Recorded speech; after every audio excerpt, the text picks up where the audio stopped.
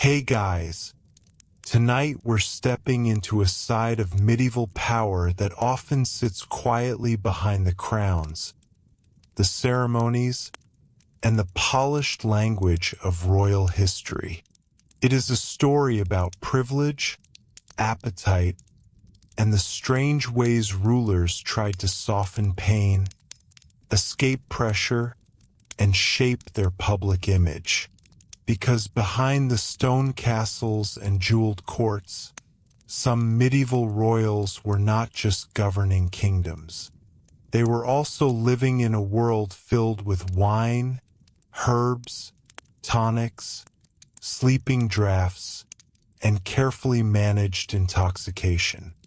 And once you begin to look closely, the line between medicine, ritual, pleasure, and dependency becomes far less clear than it first appears. If you enjoy thoughtful, long-form history like this, consider subscribing. A lot of regular listeners do, simply so they can keep finding these slower, deeper stories without having to search for them later. Now, with that said, let's begin. When people imagine medieval royalty, they usually picture authority in its most formal shape. A ruler seated beneath a canopy, nobles waiting in silence, servants moving with care, and every gesture carrying political meaning. But daily life at the top of medieval society was never as stable as court art liked to suggest.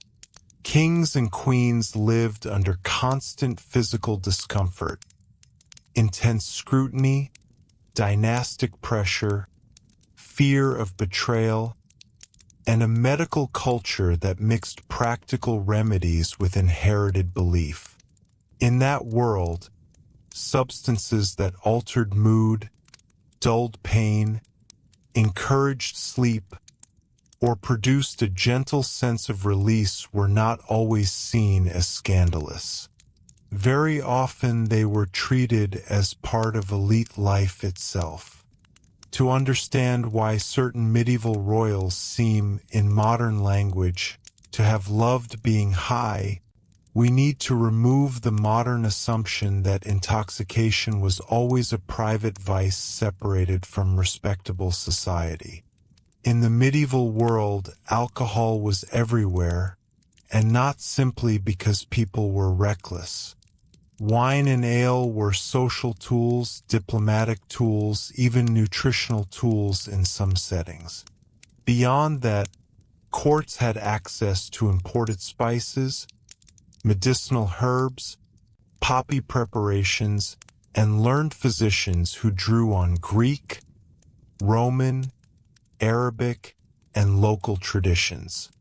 A royal household sat at the center of exchange networks, so the people at the very top often had access to the strongest and most refined forms of whatever the age considered soothing, strengthening, or curative. That does not mean every medieval ruler was living in a permanent haze. It means the culture of the court made intoxication easier to normalize. A king with chronic pain might be given opiate-based preparations. A queen suffering anxiety, grief, or exhaustion after repeated pregnancies might receive sedative tonics. A prince raised in a feast-centered court might treat heavy drinking as a sign of vigor and status rather than loss of control. And when elite chroniclers wrote about these habits, they often did so indirectly, using phrases about excess, softness, indulgence, gluttony, lethargy, poor judgment, or love of feasting. Medieval writers did not usually say exactly what a modern audience wants them to say. They hinted, they moralized, they praised restraint and condemned overindulgence. And through that language we begin to see the outlines of a recurring pattern. One of the most important things to remember is that medieval royalty rarely experienced pleasure in a private modern way. Their eating, drinking, sleeping, healing, and mourning were all tied to performance. A royal banquet was political theater.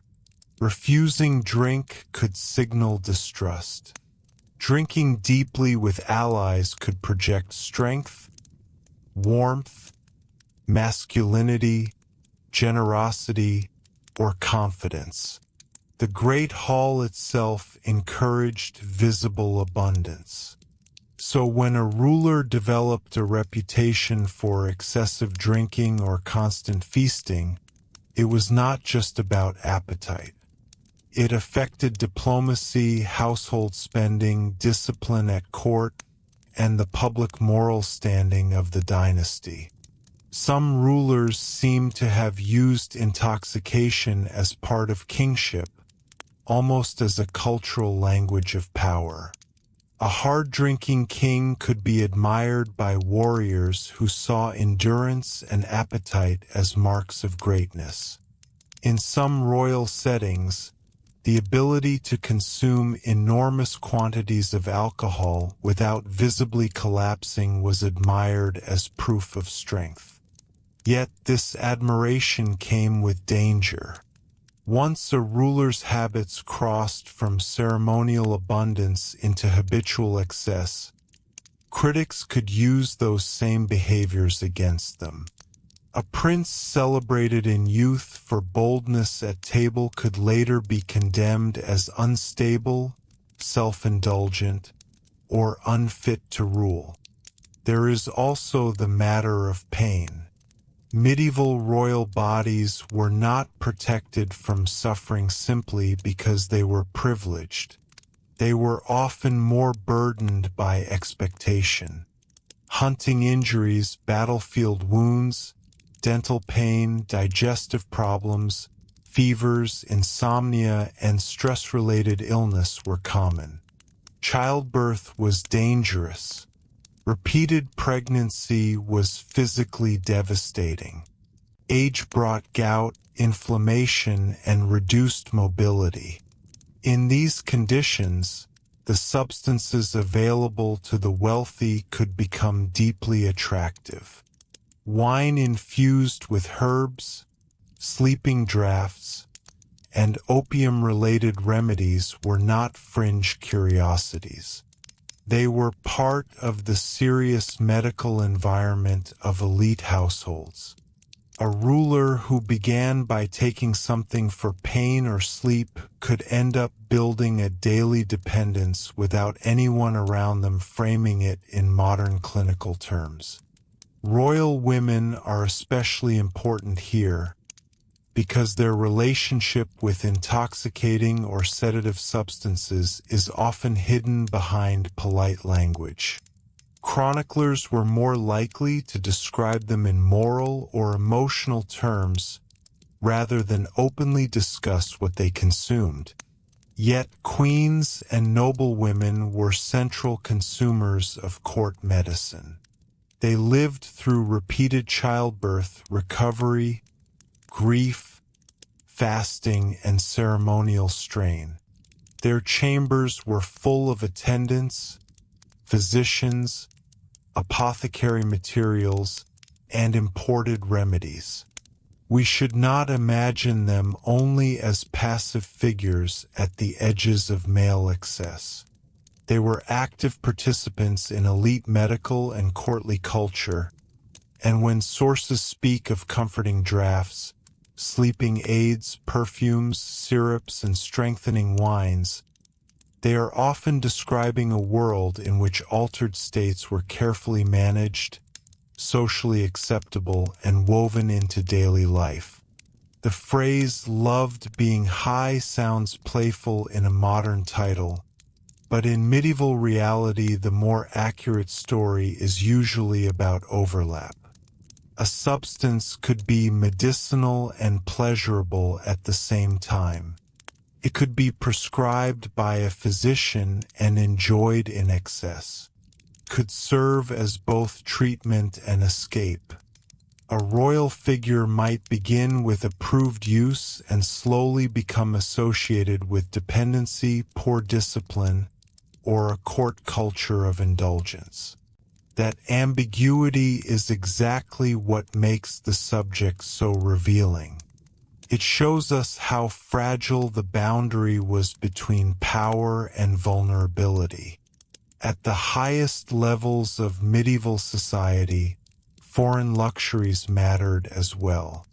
Courts prized rare spices, sweet wines, aromatics, and exotic compounds because they signaled reach and wealth. The same trade networks that brought silk and precious objects also brought ingredients for medicine and intoxication. To possess these substances was to demonstrate status. To distribute them was to display generosity. To consume them was to participate in an elite culture that believed refinement could be tasted, swallowed, and inhaled. The medieval royal court was not only a political institution. It was also a machine for concentrating sensation. Richer food, stronger drink, rarer scents, more elaborate cures, more extravagant feasts. And yet, medieval moralists never stopped warning about where that road could lead. They worried that excess clouded judgment, weakened the body, encouraged lust, damaged piety, and opened the door to bad counsel. For a ruler, the risks were even greater. If a king drank too heavily, delayed decisions, ignored petitions, or became emotionally volatile, the habit ceased to be personal. It became constitutional in effect, even if medieval people would not have used that word. Entire courts could drift around the temperament of one intoxicated or sedated monarch. Ministers adapted. Favorites gained influence. Household factions sharpened. Financial waste increased. Royal dignity began to erode.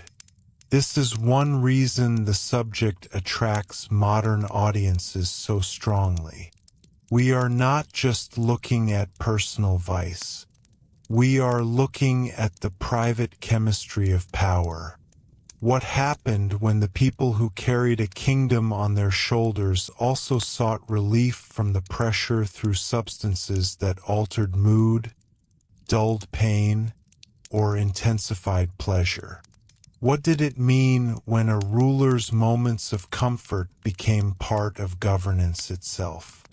The answer is that royal intoxication, whether open or disguised, could shape policy, reputation, succession, and memory. It also helps explain why medieval courts could appear dazzling and unstable at the same time.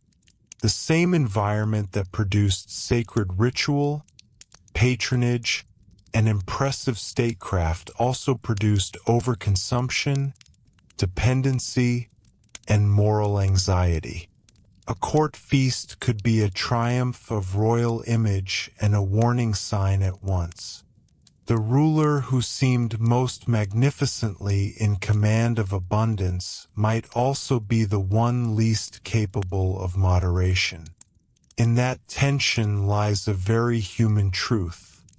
Medieval royals were elevated above ordinary people in status, but not in emotional need. If anything, their isolation, pain, and performance made them especially vulnerable to whatever promised relief. So as we move through this world, it helps to set aside the neat image of the medieval throne. These rulers were not simply crowned figures frozen in stained glass. They were tired, ambitious, anxious, grieving, aging, often uncomfortable human beings surrounded by servants carrying cups, physicians carrying remedies, and courtiers carrying temptation. Some clearly embraced feast culture as part of identity. Some turned to sedatives or soothing compounds because court life was exhausting. Some likely moved back and forth between medicine and indulgence so often that neither they nor their attendants would have drawn a sharp line between the two. And that, perhaps, is the most revealing part of the story. Medieval royalty lived closer to excess than almost anyone else in their world. They had more access, more privacy within ceremony, more reason to seek relief, and more protection from consequences, at least for a time. But they also had more witnesses, more enemies, and more chroniclers ready to turn habit into reputation. Peasant could disappear into hardship. King could not. A queen's private suffering could become court gossip. A prince's appetite could become political symbolism. Every cup, every draught, every feast sat somewhere between bodily need and public meaning.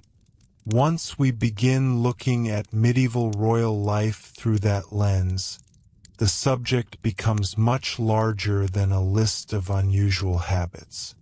It becomes a study of how power feels from the inside, the sleepless nights, the ceremonial burdens, the physical pain, the fear of heirs dying, alliances breaking, loyalties shifting, and beside all of that, the waiting comfort of drink, herb, syrup, or sleeping potion, not merely as entertainment but as management.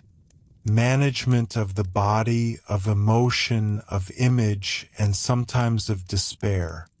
In the next part, we can begin moving more closely through the royal courts themselves, looking at the kinds of medieval rulers whose reputations for indulgence, heavy drinking, medicated living, or feast-bound excess became part of how they were remembered, and how those habits reflected the deeper structure of medieval power.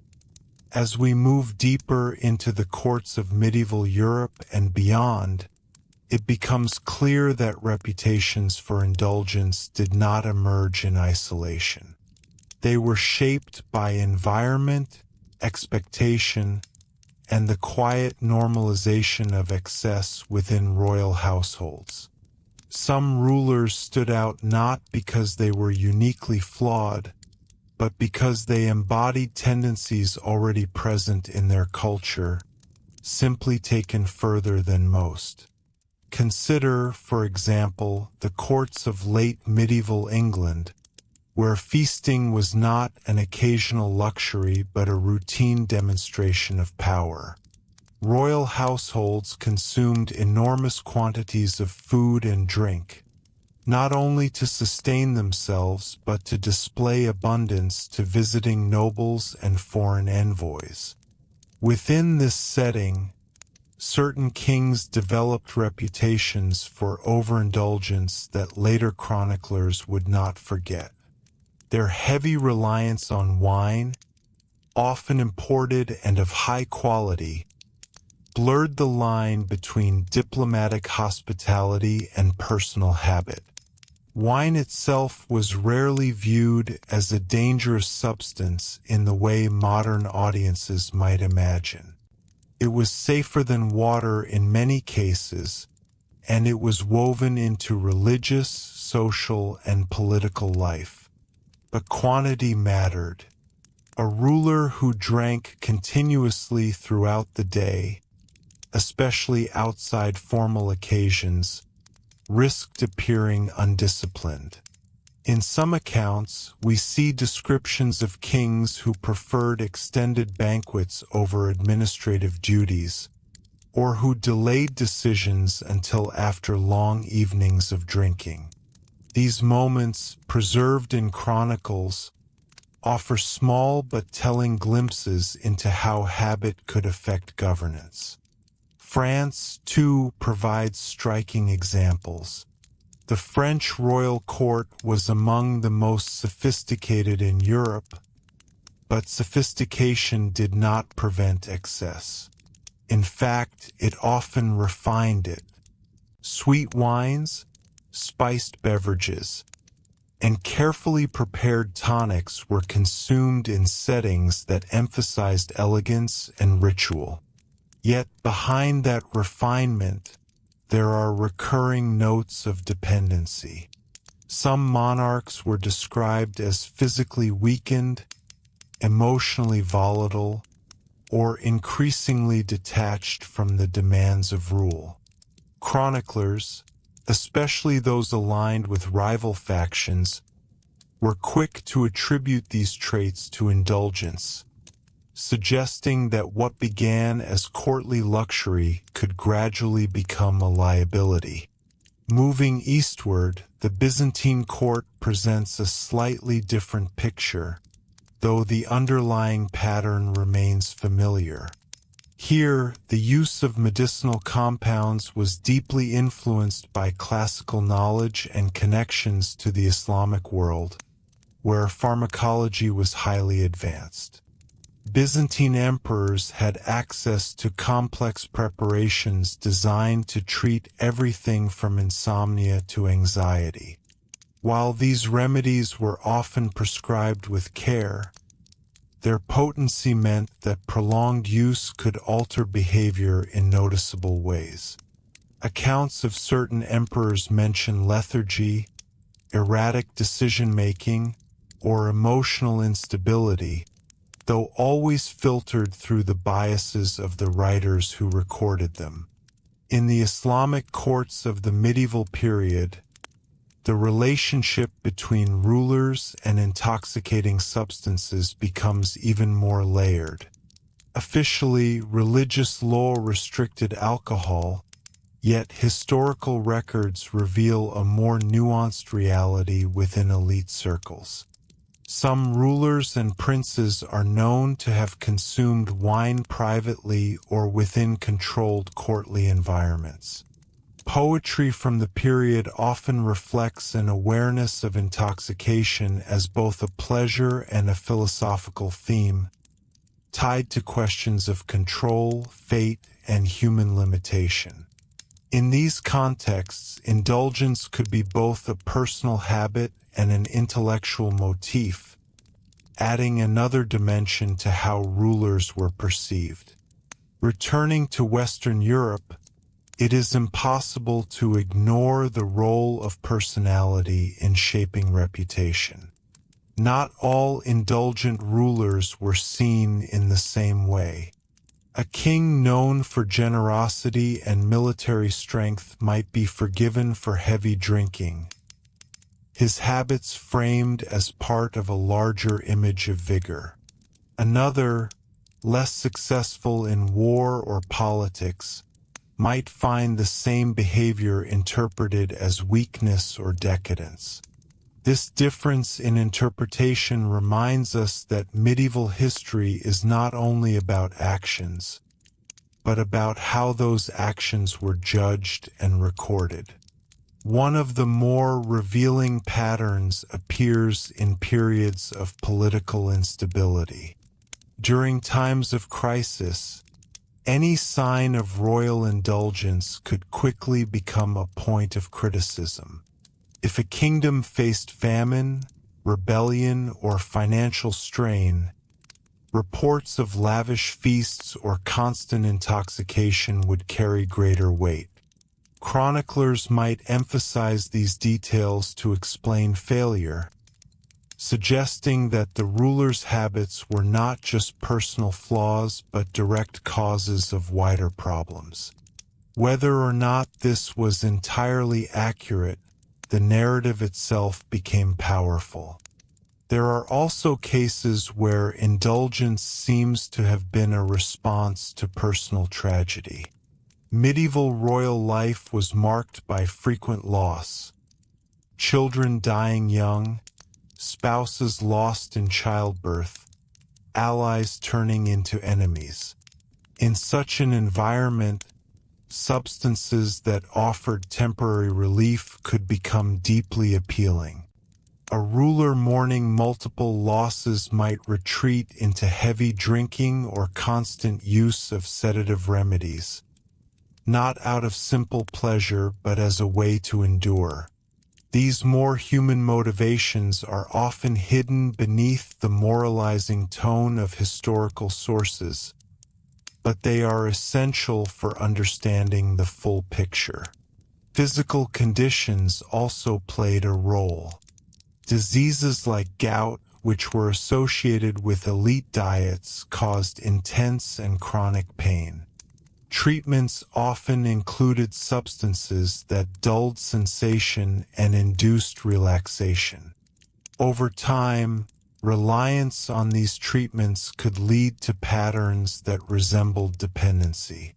When we read about a ruler becoming increasingly sedentary, withdrawn, or erratic, it is worth considering how much of that behavior was shaped by attempts to manage ongoing discomfort.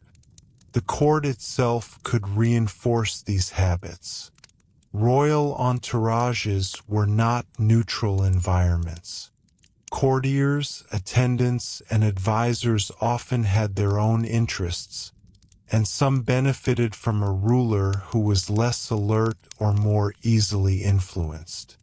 Access to drink or medicinal substances could be controlled, encouraged, or even manipulated. In this way, a ruler's indulgence was not always entirely self-directed.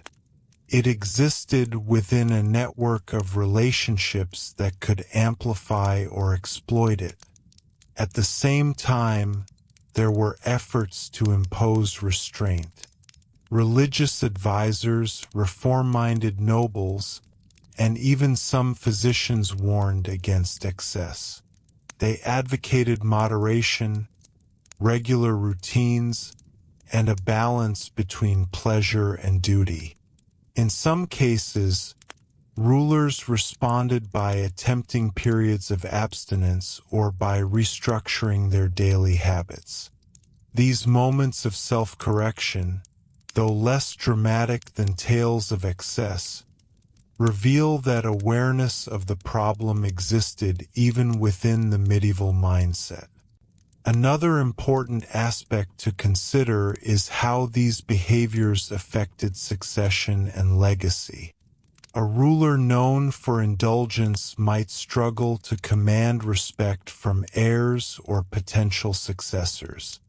Questions about judgment and reliability could influence decisions about regency, marriage alliances, or the transfer of power. In extreme cases, a reputation for excess could contribute to political moves against a ruler, including deposition or forced abdication. Even when such outcomes did not occur, the perception alone could weaken a dynasty's stability. Art and literature from the period also reflect these themes. Manuscripts, poems, and moral treatises often include warnings about gluttony, drunkenness, and the misuse of pleasure. These works were not abstract. They were grounded in observable behavior at court. By studying them, we gain insight into how widespread and visible these habits were, as well as how seriously they were taken by contemporaries. What becomes increasingly clear is that medieval royal indulgence was not an isolated curiosity but a recurring feature of elite life. It intersected with medicine, culture, politics, and personal experience in complex ways. To reduce it to simple excess would be to miss its deeper significance. It was, in many cases, a response to the pressures of power shaped by the resources available and the expectations of the time. And so, as we continue, we will begin to look more closely at specific rulers whose lives illustrate these patterns in vivid detail, not as caricatures of indulgence, but as individuals navigating a world where relief, ritual, and responsibility were constantly in tension. As we begin to look more closely at individual rulers, it becomes easier to see how these patterns of indulgence took on distinct shapes depending on personality, circumstance, and the culture of the court. No two rulers experienced power in exactly the same way, and so their relationships with intoxication, whether through drink or medicinal substances, often reveal something deeply personal about how they lived and ruled. Take, for instance, the case of King Richard II of England in the late 14th century.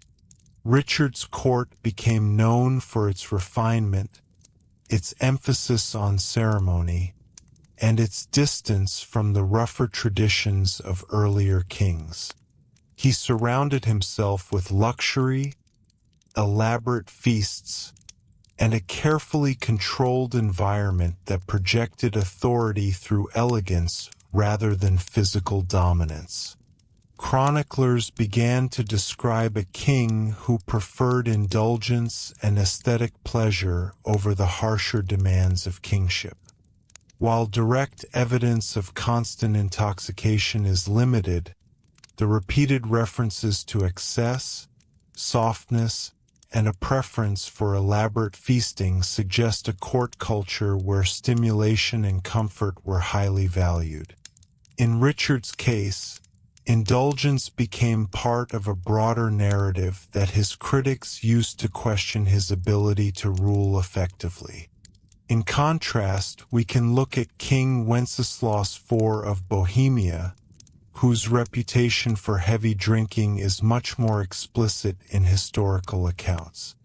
Wenceslas was often described by contemporaries as neglecting royal duties in favor of extended periods of drinking and retreat.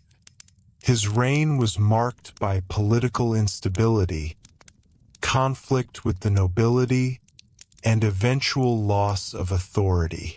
Chroniclers portrayed him as a ruler who struggled to maintain discipline, and his indulgence in alcohol became a central explanation for his failures. Whether these accounts were exaggerated or not, they demonstrate how quickly personal habits could become political weapons. In Wenceslas's case, the image of a king overcome by drink contributed directly to his diminished standing. Then there is King Edward II of England, whose reign in the early 14th century reveals a different but related pattern. Edward was not primarily remembered for intoxication in the modern sense, but for emotional attachments, favoritism, and a court atmosphere that many saw as unbalanced. Feasting and pleasure were part of his court, but more importantly, Edward's behavior was perceived as lacking the restraint expected of a king. His reliance on close companions and his apparent indifference to traditional noble expectations created an environment where indulgence, whether in food, company, or distraction, seemed to override governance.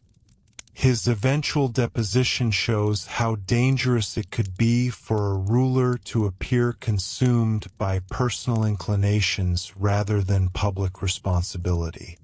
Moving into France, the reign of Charles VI offers a striking and more complex example. Known as Charles the Mad, his condition has often been discussed in terms of mental illness, but it is important to consider the broader environment in which he lived.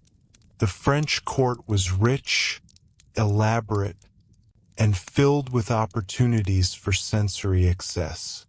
Charles experienced episodes of instability that were sometimes linked by contemporaries to overindulgence, stress, or exposure to intense courtly experiences.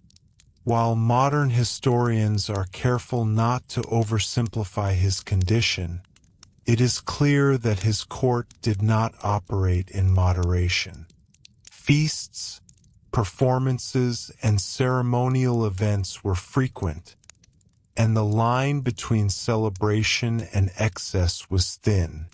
For a ruler already under immense psychological pressure, such an environment could intensify vulnerability. If we turn to the Iberian Peninsula, we find similar themes emerging.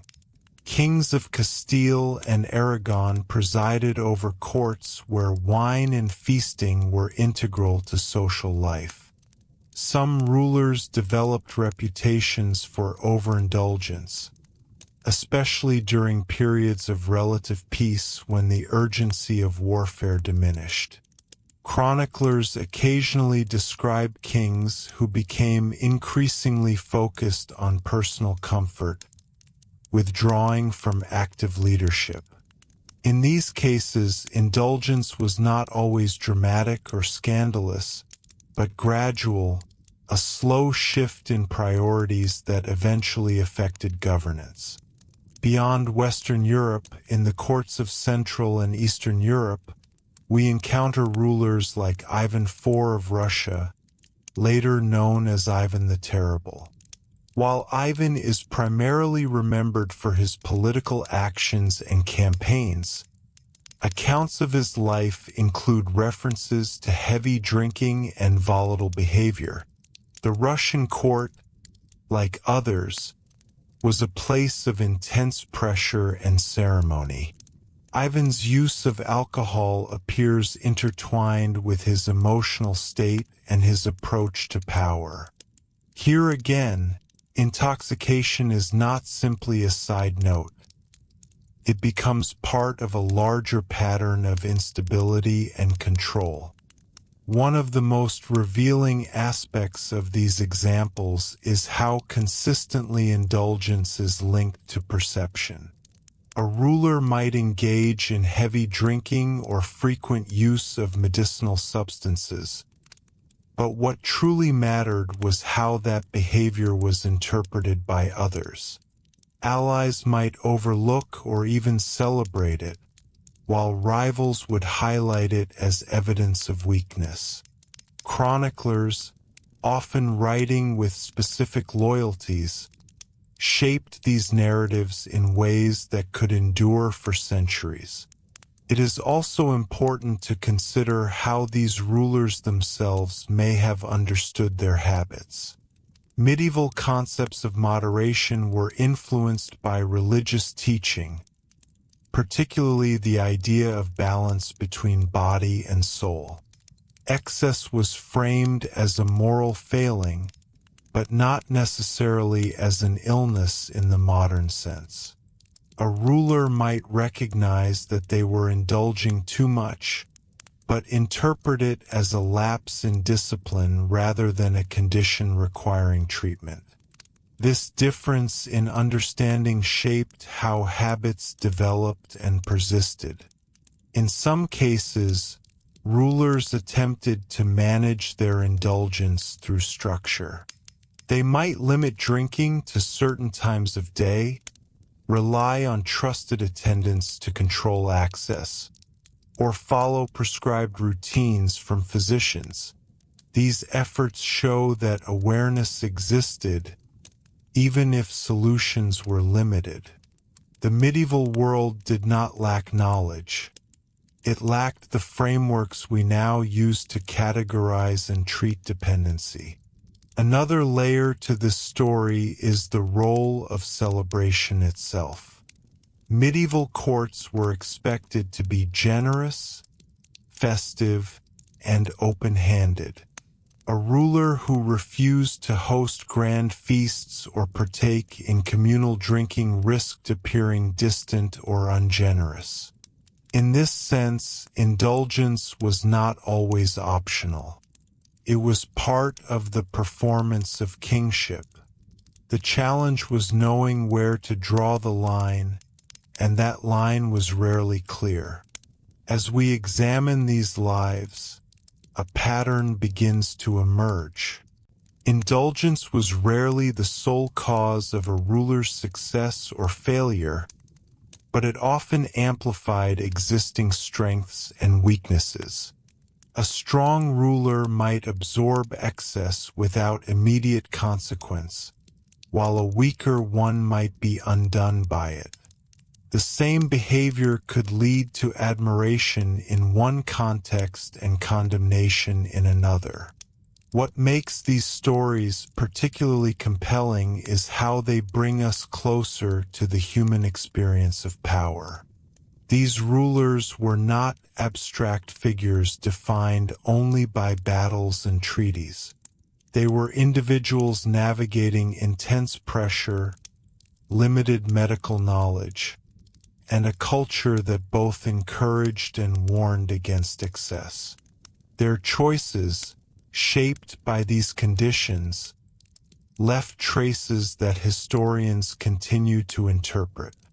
And so, as we continue, we will explore further examples, not simply to catalog indulgence, but to understand how it functioned within the broader structure of medieval life.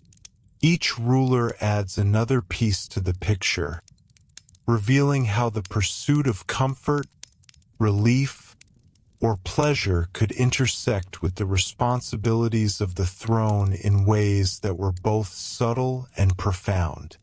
As we continue further into the medieval world, it becomes increasingly clear that indulgence at the highest levels was not only shaped by individual rulers, but by the rhythm of court life itself. Courts were environments of repetition. Daily meals, nightly gatherings, seasonal celebrations, and ceremonial obligations that rarely paused. Within this rhythm, habits formed quietly. What began as occasional participation could become expectation, and expectation could slowly harden into routine. One of the most telling environments for this transformation was the royal feast. These events were not rare spectacles reserved for special occasions. In many courts, they occurred frequently, especially when ambassadors were present or when the ruler wished to reinforce alliances. The structure of a feast encouraged prolonged consumption. Courses arrived in sequence, sometimes lasting hours, accompanied by continuous drinking. Music, conversation, and performance extended the atmosphere, making it difficult to distinguish where formal duty ended and personal indulgence began. For younger royals, princes raised within this system, the effect could be particularly strong. From an early age, they were introduced to the culture of abundance as something normal, even necessary. Participation in feasting was a sign of belonging, of maturity, of readiness to take part in adult court life. Over time, tolerance for alcohol or strong tonics could increase, and restraint could appear less important than presence. In this way, habits were not always consciously chosen. They were inherited through environment.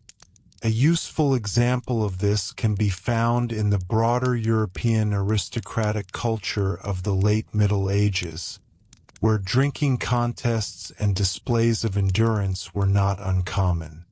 While these events were often informal, they carried social meaning.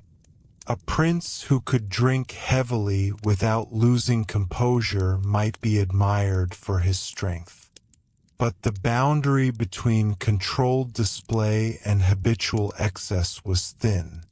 Once admiration turned into expectation, the behavior could persist even outside ceremonial settings. At the same time, the availability of substances extended beyond alcohol. Medieval pharmacology, particularly among the elite, included preparations derived from opium, mandrake, henbane, and other plants known for their sedative or psychoactive properties. These were not recreational in the modern sense. They were administered as treatments for pain, insomnia, anxiety, or surgical procedures. However, their effects could be powerful, and repeated use could create dependency without clear recognition of the process. In Italian courts, especially during the later medieval and early Renaissance transition, the blending of medicine and luxury reached a refined level. Physicians attached to noble households were often highly educated, drawing on texts translated from Arabic scholars and ancient authorities like Galen. They prepared syrups, electuaries, and infused wines tailored to the needs of their patrons. For a ruler suffering from chronic illness, these preparations could become part of daily life. Over time, the distinction between treatment and reliance could fade. One particularly interesting dimension of this culture is how it intersected with sleep. Sleep in medieval royal life was not always restful. Anxiety, political tension, and irregular schedules could disrupt natural patterns. As a result, sleeping draughts became valuable tools. These mixtures, often containing opiate derivatives or calming herbs, were used to induce rest. Chronic insomnia could lead to repeated use, and repeated use could shape waking behavior, creating cycles of dependence that were not fully understood. Queens and noblewomen, again, were central to this aspect of court life. Their experiences of pregnancy, recovery, and emotional strain made them frequent recipients of these remedies. Letters and household records sometimes refer to calming tonics or restorative drinks prepared specifically for them. While these references are often framed in gentle or medical language, they point toward a broader pattern in which altered states were managed quietly within private chambers. There is also a geographic dimension worth considering. In regions with strong wine cultures, such as France, Italy, and parts of the Iberian Peninsula, alcohol consumption was deeply embedded in daily life. In northern regions, where ale and beer were more common, similar patterns emerged, though often with different social meanings. In each case, the local environment shaped not only what was consumed, but how it was perceived. A behavior considered normal in one court might be criticized in another. As we move further east into the Mongol and later Central Asian courts, we encounter another variation of this pattern. Mongol rulers, particularly during the height of the empire, were known for their heavy consumption of fermented drinks such as kumis. Feasting in these contexts was closely tied to displays of loyalty and hierarchy. Participation was expected, and refusal could be interpreted as disrespect. Over time, some rulers developed reputations for extreme indulgence, which in turn affected their health and decision-making. Kublai Khan, for example, presided over a vast empire with access to immense resources. His court combined Mongol traditions with influences from Chinese administration and culture. Accounts from travelers describe elaborate banquets and a lifestyle of considerable luxury. While these descriptions must be read carefully, they suggest an environment where abundance and consumption were central to royal identity. In such settings, moderation was difficult to maintain, particularly when excess itself symbolized power. Returning to Europe, we can also observe how indulgence intersected with aging. A ruler who had spent decades in power might gradually withdraw from active leadership, relying more heavily on routine comforts. Chronic conditions like gout, which were associated with rich diets, became more common with age.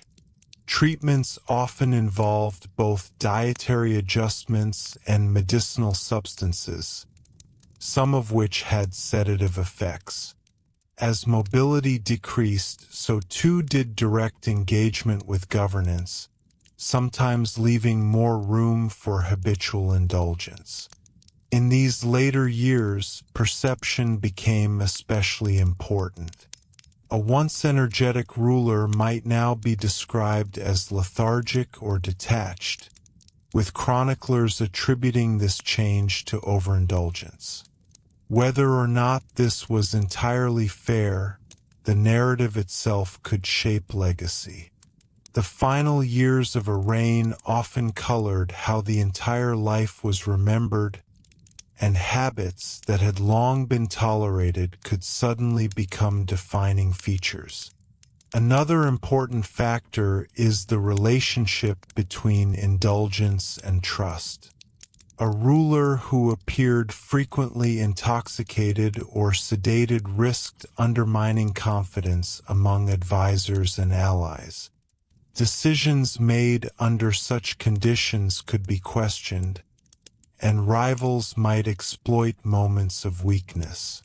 In some cases, this led to the rise of powerful favorites or regents who effectively governed in the ruler's place. While this arrangement could stabilize the court temporarily, it also introduced new tensions and power struggles. At the same time, it is important not to overstate uniformity. There were rulers who maintained strict discipline, who limited their consumption, and who were praised for their restraint. These figures were often held up as ideals in contrast to their more indulgent counterparts. Their example shows that alternative models of kingship existed, even if they were not always the dominant pattern. What ties all of these examples together is the constant negotiation between access and control. Medieval royalty had unparalleled access to substances that could alter mood and perception, but they operated within a culture that both enabled and judged their use. The result was a complex landscape in which indulgence could be ordinary, exceptional, admired, or condemned depending on context. And perhaps most importantly, these habits remind us that medieval rulers were navigating their roles without the frameworks we rely on today. They did not have modern concepts of addiction, mental health, or chemical dependency. They understood excess in moral and spiritual terms, often linking it to sin or weakness of will.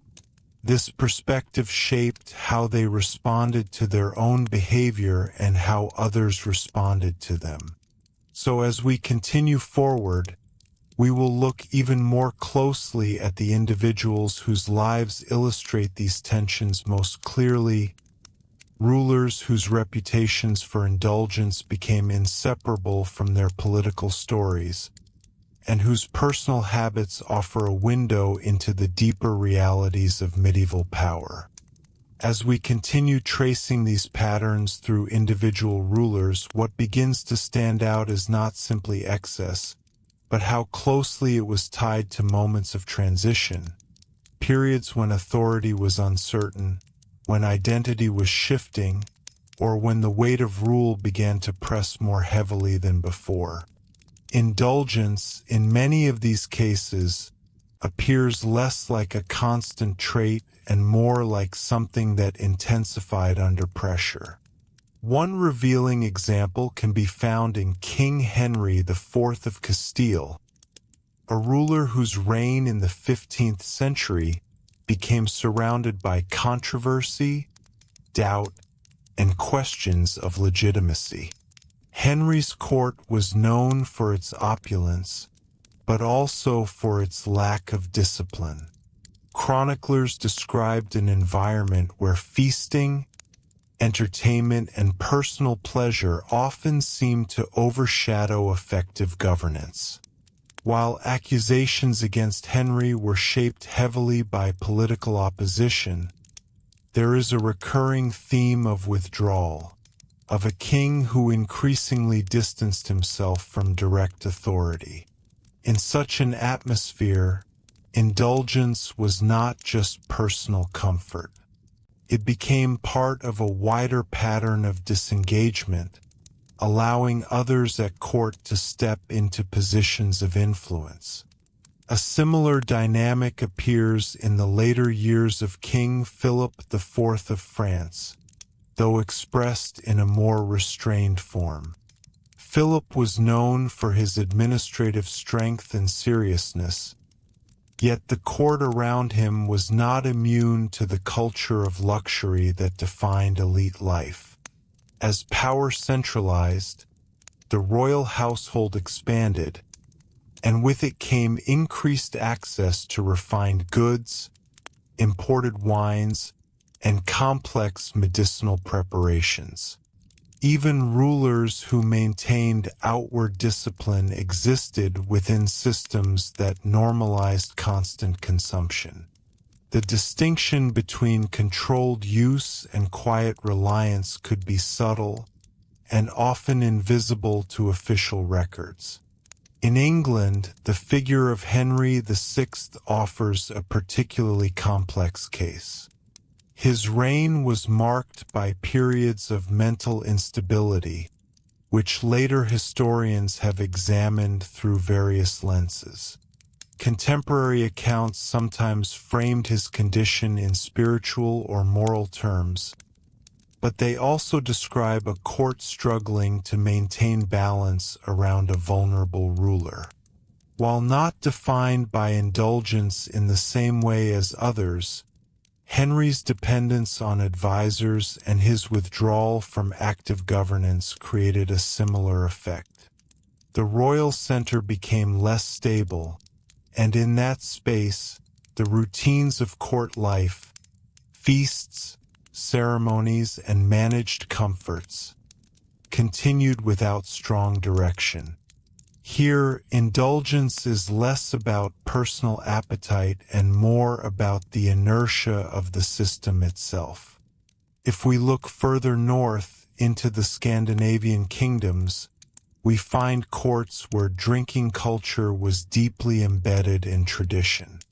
Kings of Denmark and Norway participated in a social environment where communal drinking carried historical and cultural significance. Feasts were not merely political. They were tied to identity, memory, and continuity with earlier traditions. Yet even in these contexts, excess could become problematic. A ruler who leaned too heavily into these traditions risked being seen as lacking the restraint needed for effective leadership, especially as political systems became more structured and expectations of governance evolved. Another important figure to consider is King James I of Scotland, whose life presents a contrast between captivity, education, and eventual rule. After spending years in England, James returned to Scotland with a strong sense of authority and a desire to impose order. His court reflected both refinement and control, but also moments of tension. While not remembered primarily for indulgence, his environment still included the same access to substances and comforts found elsewhere in Europe. What distinguishes figures like James is not the absence of indulgence, but the ability to maintain a visible boundary around it. This boundary, once crossed by others, often defined their historical reputation. In Eastern Europe, particularly within the Kingdom of Hungary, royal courts also exhibited a blend of martial culture and refined consumption. Kings like Sigismund of Luxembourg presided over courts that were both politically active and socially elaborate. Banquets, diplomatic gatherings, and ceremonial events were frequent, bringing together nobles from across regions. In such settings, drinking and feasting were integral to negotiation and alliance building. Yet again, the potential for excess was always present. A ruler's ability to navigate these environments without losing control was part of what defined successful leadership. One of the most striking patterns across all these examples is how indulgence often intensified during periods of relative peace. When warfare slowed and immediate external threats diminished, courts turned inward. Attention shifted toward display, culture, and internal hierarchy. Feasting became more elaborate, consumption more visible, and the daily pace of life less constrained by urgency. In these moments, rulers were more likely to develop habits centered around comfort and stimulation. Without the constant demands of war, the court itself became the primary stage, and with it, the temptations of abundance grew stronger. At the same time, we must consider how chroniclers shaped these narratives after the fact. Many of the descriptions we rely on were written with hindsight, often by individuals with clear perspectives or agendas. A failed ruler might be remembered as indulgent, even if their habits were not significantly different from those of their peers. Conversely, a successful ruler might have similar tendencies downplayed or ignored. This selective memory reminds us to read carefully, to look for patterns rather than isolated claims, and to understand that reputation is not always a direct reflection of reality. Another layer to this story is the sensory nature of medieval life at court. Unlike the modern world, where stimulation is often visual or digital, medieval courts engaged all the senses in physical ways. Rich fabrics, strong perfumes, layered flavors, music, and the warmth of crowded halls created an immersive environment.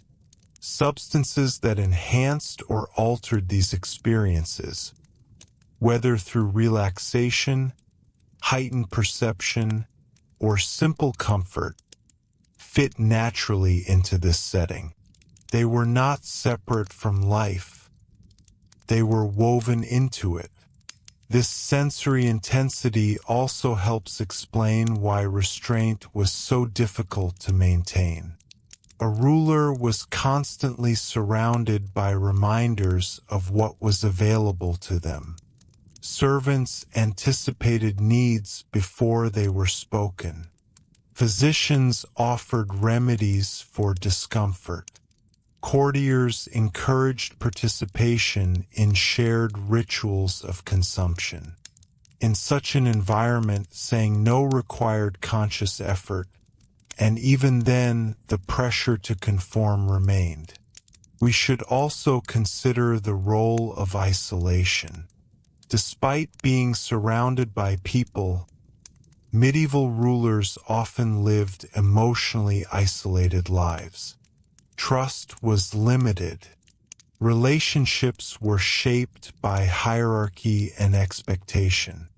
In this context, substances that offered even temporary relief from anxiety or loneliness could become deeply appealing.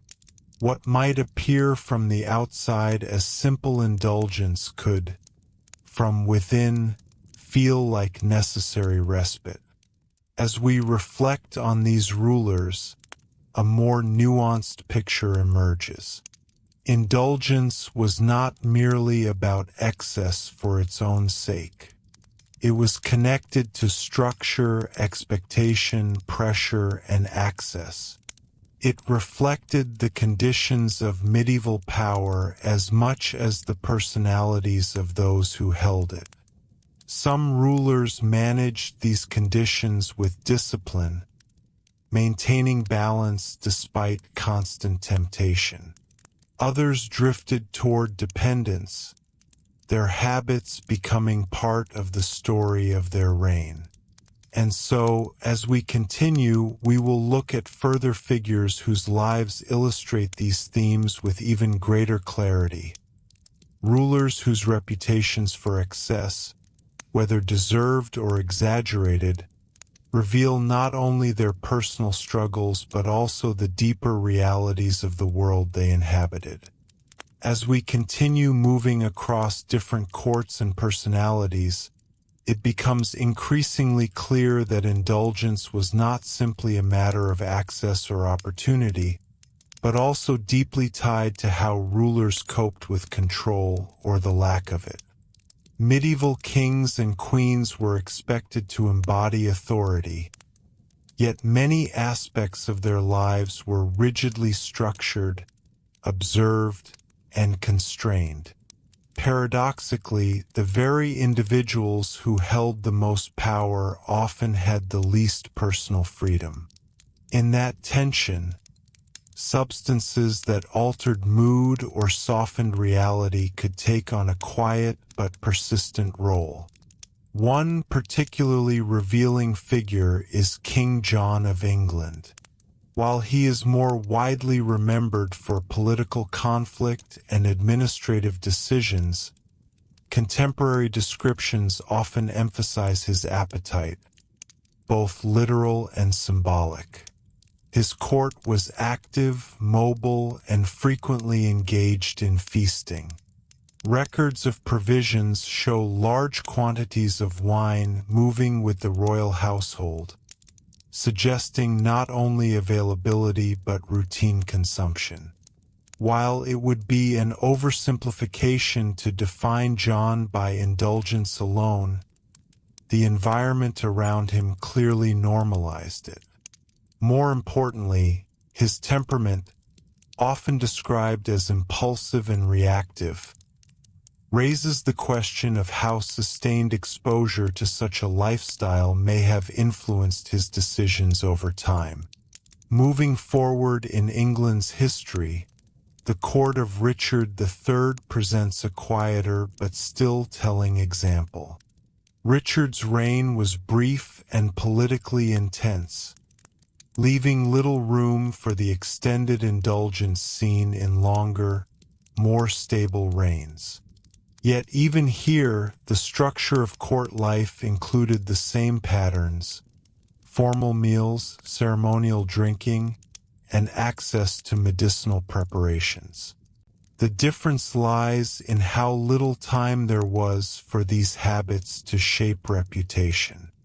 This contrast helps highlight an important point.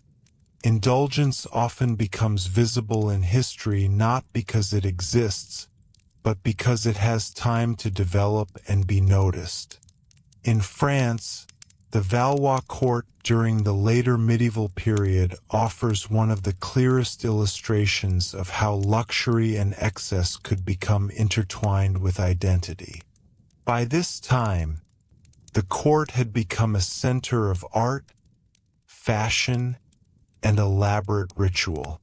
Feasts were highly structured, with attention given not only to quantity but to presentation. Wines were selected carefully, dishes prepared with increasing complexity, and the experience of consumption elevated into a form of cultural expression. Within this environment, rulers and nobles alike participated in a lifestyle that blurred the line between appreciation and overindulgence. Some members of the Valois dynasty were quietly associated with habits that suggested reliance on comfort rather than discipline. Chroniclers noted changes in energy, attention, and consistency, subtle signs that were often linked, directly or indirectly, to excessive consumption. Again, these observations must be read carefully, but their persistence across sources suggests that the issue was widely recognized, even if not always openly discussed. In the Holy Roman Empire, the decentralized nature of authority created a different dynamic. Emperors and princes presided over multiple courts, each with its own customs and expectations. Feasting and drinking were central to maintaining loyalty among regional elites. In such a fragmented system, participation in shared rituals of consumption was often necessary to reinforce unity. A ruler who abstained too strictly risked appearing distant or unapproachable. As a result, even those who preferred moderation were drawn into environments where excess was difficult to avoid. At the same time, the empire produced figures who became known for particularly strong appetites. These reputations were not always negative. In some cases, they were framed as signs of generosity or strength, reinforcing the ruler's image as someone capable of sustaining abundance. Yet, as always, the interpretation depended on context. During times of stability, such behavior might be admired. During times of crisis, it could quickly become a liability. Turning again to Eastern Europe, the courts of Poland and Lithuania provide additional examples of how indulgence intersected with political culture.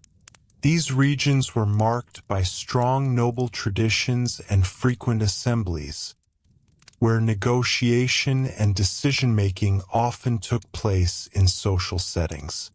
Drinking played a role in these gatherings, not only as a social lubricant, but as a symbol of trust and shared identity. For rulers, participating fully in this culture was essential. However, the expectation to engage could also encourage habits that extended beyond formal occasions. In these environments, the idea of control becomes central. A ruler's ability to participate without losing composure was a measure of competence. Losing that balance, even occasionally, could have lasting consequences. Stories of rulers who became visibly intoxicated during important gatherings circulated quickly, shaping perceptions and influencing alliances. In this sense, indulgence was never entirely private. It was observed, interpreted, and remembered. Another important dimension to consider is the relationship between indulgence and creativity. Some medieval courts, particularly in Italy, were centers of intellectual and artistic activity. Patrons supported poets, scholars, and artists, creating environments where ideas and expression flourished. Within these circles, the use of wine and other substances was sometimes associated with inspiration or relaxation. While this connection was more often discussed in literary terms, it reflects a broader cultural acceptance of altered states as part of elite life. However, even in these more refined settings, the risks remained. A ruler who became too absorbed in personal comfort or artistic patronage at the expense of governance could face criticism. The balance between cultural engagement and political responsibility was delicate, and indulgence often sat at the center of that tension. As we look across all these examples, a consistent pattern emerges. Indulgence was rarely an isolated behavior. It was embedded in systems of court life, medical practice, cultural expectation, and political necessity. Rulers did not simply choose to indulge. They operated within environments that encouraged, normalized, and sometimes required it. At the same time, those same environments were quick to judge when the balance tipped too far. This duality is what makes the subject so compelling. Medieval royalty lived at the intersection of abundance and scrutiny. They had access to more than anyone else, yet they were also observed more closely than anyone else. Their habits, whether controlled or excessive, became part of the narrative through which their reigns were understood. And perhaps most importantly, these stories remind us that power does not remove vulnerability. If anything, it amplifies it. The pressures of leadership, the expectations of performance, and the isolation of authority create conditions in which the search for relief becomes almost inevitable. For some rulers, that relief was found in discipline, routine, and restraint. For others, it was found in the cup, the draught, or the quiet promise of escape. As we continue, we will begin to draw these threads together more clearly, looking at how these individual patterns connect to broader conclusions about medieval rulership itself, how indulgence shaped not only personal lives, but the very structure and stability of the societies these rulers were meant to guide. As we begin to draw these threads together, the broader picture of medieval rulership starts to come into sharper focus. What once appeared as scattered examples, individual kings drinking too heavily, courts indulging in elaborate feasts, rulers relying on medicinal sedatives, now reveals itself as part of a larger system, a system where power, pressure, access, and culture combine to make indulgence not only possible, but often inevitable. At the center of this system was the structure of monarchy itself. Medieval rulers were not simply administrators or political leaders in the modern sense. They were symbols. Their bodies represented the health of the kingdom. Their behavior reflected divine favor or disapproval, and their daily lives were observed as extensions of their authority. This symbolic weight created a unique kind of strain. Every decision mattered, every appearance carried meaning, and every failure risked becoming public and permanent. In such an environment, the need for relief was constant, even if it was rarely acknowledged openly. The substances available, wine, herbal infusions, opiate-based preparations, offered a form of temporary escape. not necessarily from responsibility itself, but from the physical and emotional toll it created. A sleepless night could be eased, pain could be dulled, anxiety could be softened, even if only for a short while. Over time, these small acts of relief could become embedded in routine, shaping not only personal habits but the rhythm of court life. What makes this especially important is how little separation existed between the personal and the political. A modern leader might maintain a degree of privacy, with clear boundaries between public duty and private life. Medieval rulers had no such division. Their meals were public. Their celebrations were public. Even their moments of illness or recovery could become matters of court discussion. As a result, any pattern of indulgence was quickly absorbed into the political narrative. This is where the role of perception becomes critical. A ruler who maintained control while indulging might still be respected, even admired. Their ability to balance excess with authority could be seen as a form of strength. But once that balance appeared to falter, the interpretation shifted. The same behaviors that once signaled abundance could now be framed as weakness. Chroniclers, advisors, and rivals would begin to reinterpret past actions, building a narrative that connected indulgence to failure. We see this clearly in how reputations evolved over time. A king who lost a battle, faced rebellion, or struggled with succession might suddenly be described in more critical terms. References to feasting, drinking, or reliance on comfort would become more frequent, more pointed. Whether these descriptions were entirely accurate mattered less than how effectively they explained the outcome. In this way, indulgence became a convenient lens through which complex political failures could be understood. At the same time, there were rulers who consciously resisted this pattern. Some adopted stricter routines, limited their participation in feasting, or relied more heavily on discipline than comfort.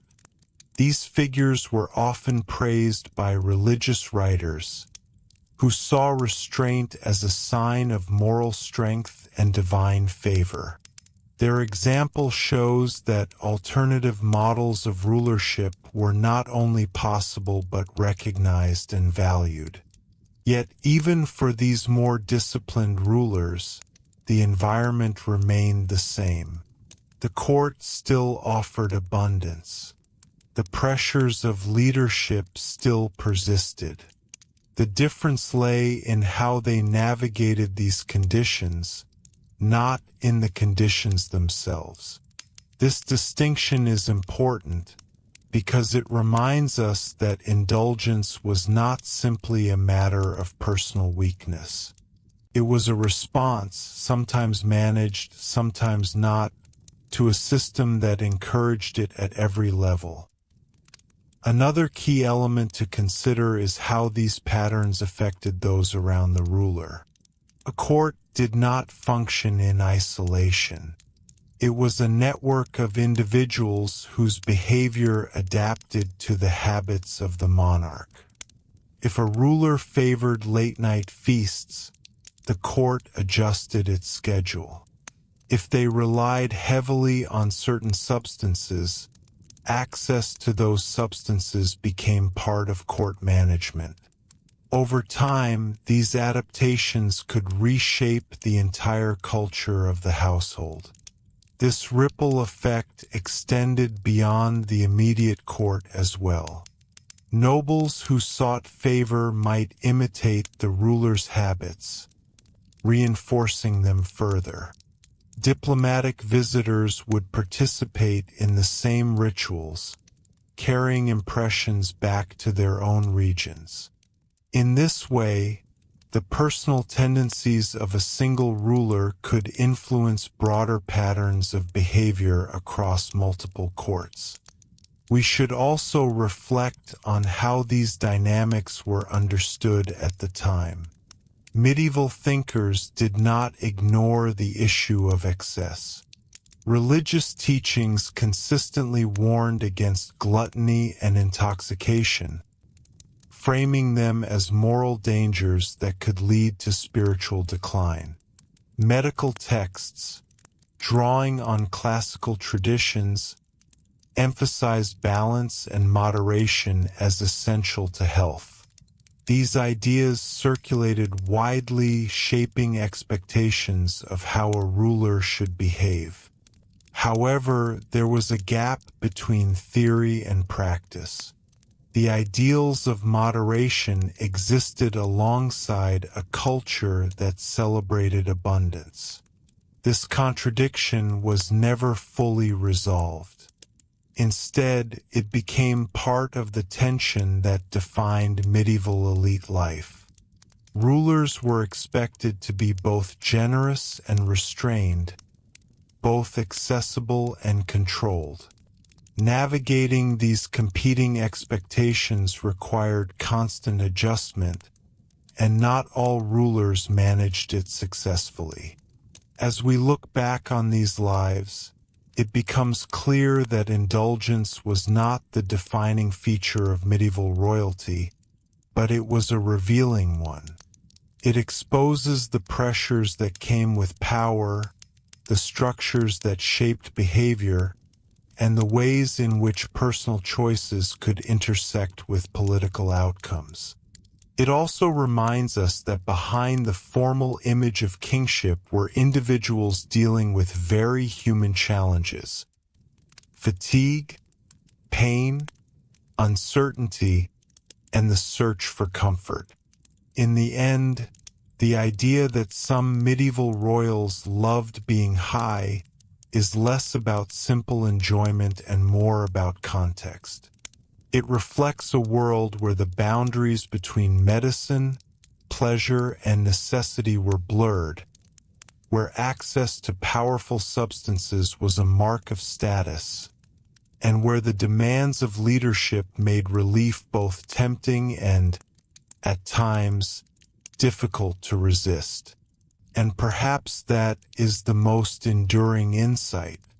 The story of medieval indulgence is not just about excess. It is about balance, how it was maintained, how it was lost, and how its absence could shape the course of a reign. Through these patterns, we gain a deeper understanding of what it meant to live at the very top of a medieval society, where everything was available, everything was visible, and nothing was entirely without consequence. From here, we can begin to close by reflecting on how these themes influenced the long-term legacy of medieval rulers, and why their personal habits continue to shape how we remember them today. As we move toward the closing reflections of this story, it becomes clear that what we've explored is not simply a collection of unusual habits among medieval rulers, but a deeper pattern that shaped how power itself was experienced, maintained, and remembered. The idea that certain medieval royals loved being high may begin as a curiosity, but it ultimately leads us into a much broader understanding of how human vulnerability exists even at the very top of rigid hierarchies. One of the most lasting consequences of royal indulgence was its effect on legacy. Medieval rulers were remembered not only for what they achieved, but for how they lived. Chroniclers, often writing years or even generations later, had a tendency to compress complex lives into clear moral narratives. A successful ruler might be remembered as wise, disciplined, and divinely favored, even if they participated in the same indulgent court culture as their peers. Meanwhile, a ruler who faced defeat, rebellion, or instability could find their personal habits magnified, becoming central to how their entire reign was understood. This selective memory shaped the historical image of many monarchs. Overindulgence, whether in drink, feasting, or medicinal reliance, became an easy explanation for failure. It offered a simple human cause for complex political outcomes. Instead of untangling economic pressures, shifting alliances, or structural weaknesses, chroniclers could point to excess and frame it as both symptom and cause. In doing so, they created narratives that were not only easier to understand, but also aligned with the moral teachings of their time. These narratives were powerful because they resonated with widely accepted beliefs about balance and control. Medieval society placed great value on moderation, drawing from both religious doctrine and classical philosophy. The idea that a ruler should govern themselves before governing others was deeply embedded in cultural thought. When a king or queen appeared unable to maintain that internal balance, it raised questions about their legitimacy, not just their capability. At the same time, we must be careful not to interpret these stories too narrowly. The medieval world did not operate with modern categories of addiction or dependency. What we might now recognize as patterns of reliance were often understood in terms of moral strength or weakness, physical imbalance, or divine testing. This difference in understanding means that medieval sources rarely describe indulgence in direct or clinical terms. Instead, they use language that blends observation with judgment, making it necessary for us to read between the lines. Another important factor in shaping legacy is the visibility of royal life. Unlike ordinary individuals, medieval rulers lived under constant observation. Their habits were noted by servants, courtiers, diplomats, and eventually by writers who recorded their impressions. Even small deviations from expected behavior could become widely known within the court, and from there spread outward. A single incident, a feast that went too far, a public display of intoxication, a period of withdrawal, could take on symbolic meaning far beyond the moment itself. This visibility created a kind of feedback loop. The more a ruler's habits were discussed, the more they became part of their identity. Over time, this identity could overshadow other aspects of their reign. A king who spent years managing complex political challenges might still be remembered primarily for indulgence if that was the most striking or widely circulated element of their story. We can also see how these patterns influence succession and the stability of dynasties. Heirs grew up observing the behavior of their predecessors, learning not only the formal duties of rulership but also the informal habits of court life. In some cases, this led to continuity, with similar patterns of indulgence appearing across generations. In others, it prompted reaction, with new rulers attempting to distance themselves from the perceived excesses of those who came before them. This dynamic highlights an important point. Indulgence was not static. It evolved over time, shaped by changing expectations, cultural influences, and individual choices. As medieval societies became more structured and administrative systems more developed, the tolerance for visible excess sometimes decreased. Rulers were expected to demonstrate greater control, not only for moral reasons but for practical ones.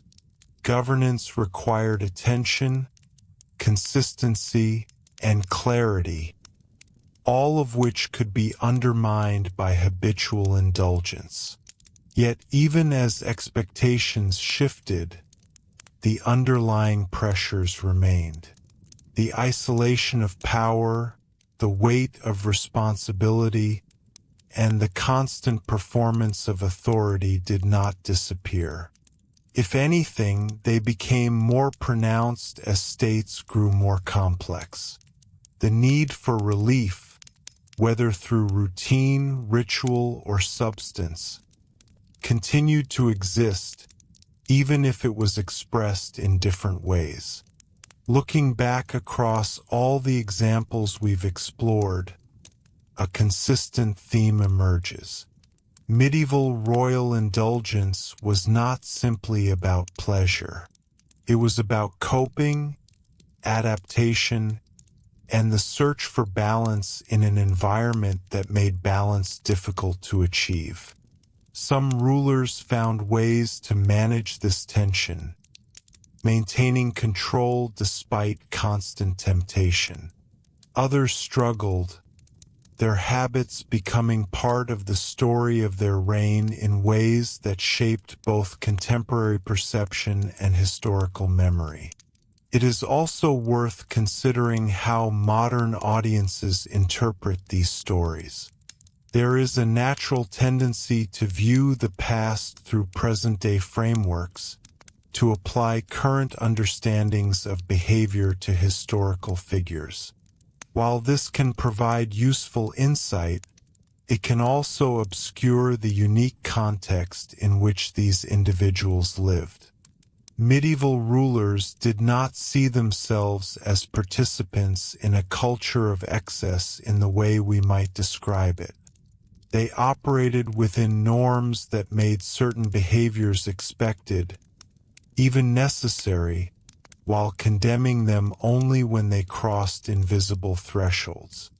This complexity is what makes the subject so enduringly fascinating.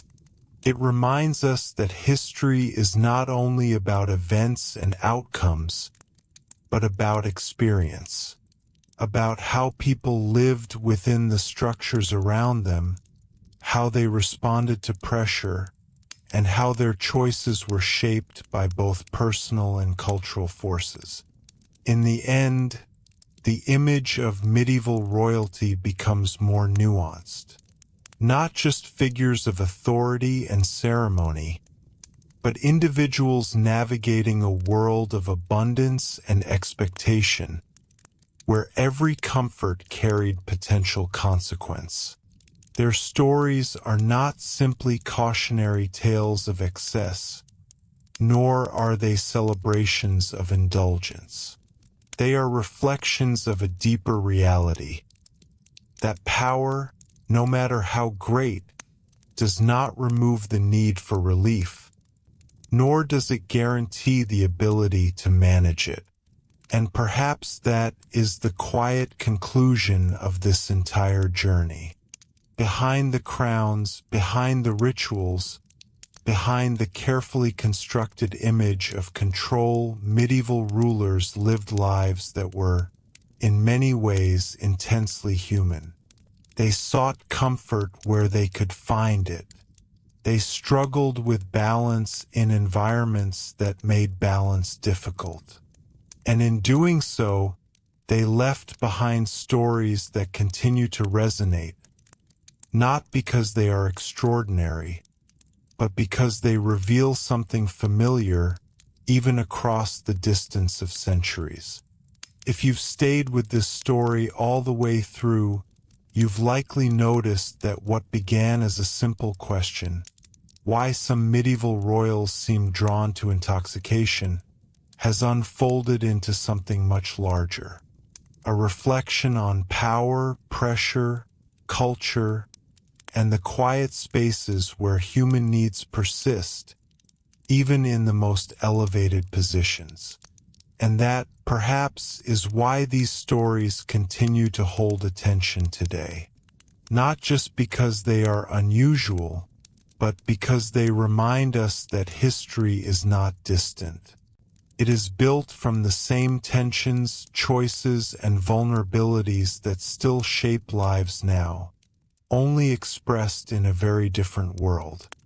And as we reach the final stretch of this journey, it's worth slowing down even further, because the most interesting part of this story isn't any single ruler, or even any single habit. It's the pattern that sits underneath all of them. A pattern that quietly connects power, pressure, access, and human vulnerability across centuries. When we think about medieval royalty now, it's easy to separate their world from our own. The castles, the rituals, the strict hierarchies, they feel distant, almost theatrical. But when we look closely at how these rulers live day to day, especially in the private rhythms of their lives, that distance begins to shrink. The reliance on substances, whether wine, herbal tonics, or sedative mixtures, wasn't just about luxury. It was often about endurance, enduring long nights without sleep, enduring chronic pain without effective treatment, enduring the psychological strain of knowing that every decision could shift the fate of thousands, sometimes millions of people, and perhaps most of all, enduring the loneliness. Because despite the crowded halls and constant presence of attendants, medieval rulers lived highly isolated lives. Trust was rare. Conversations were often strategic. Even moments of rest were structured and observed. In that kind of environment, anything that offered a brief sense of calm, warmth, or escape could take on a powerful role. This is where the idea of loving being high becomes more layered than it first appears. It wasn't always about seeking pleasure in the modern sense. Often it was about seeking quiet, a temporary stillness in a life that rarely allowed it. For some rulers, that quiet came through ritualized drinking, a predictable, familiar pattern at the end of the day. For others, it came through medicinal preparations that eased the body and slowed the mind. And in many cases, it came through a combination of both, woven so seamlessly into daily life that it no longer stood out as unusual. But even in those moments of relief, there was always a cost. Because the same substances that softened the edges of experience could also blur judgment. They could delay decisions, weaken discipline, and create dependency in ways that medieval society didn't fully understand, but clearly recognized when the effects became visible. And once visible, they became part of the story. A ruler who appeared distracted, inconsistent, or detached would quickly attract attention. Advisors would begin to compensate. Courtiers would adjust their behavior. Rivals would take note. And chroniclers, those careful observers of royal life, would begin to record patterns, often with a moral lens. Over time, these records shaped memory. This is why, when we look back at medieval rulers today, their reputations often feel simplified. A king becomes indulgent, A queen becomes withdrawn. A court becomes decadent. These labels carry weight, but they rarely capture the full complexity behind them. Because what we're really seeing is not just behavior, but interpretation. Interpretation shaped by politics, by religion, by hindsight, and by the human need to explain outcomes in ways that feel meaningful. If a reign ended in instability, indulgence could be used to explain it. If a ruler lost control, their habits could be framed as the cause. And if they succeeded, those same habits might be softened, ignored, or reframed entirely. So the story we inherit is not just about what happened, but about how it was remembered. And yet, even through that filter, certain truths remain consistent. Medieval courts were environments of abundance.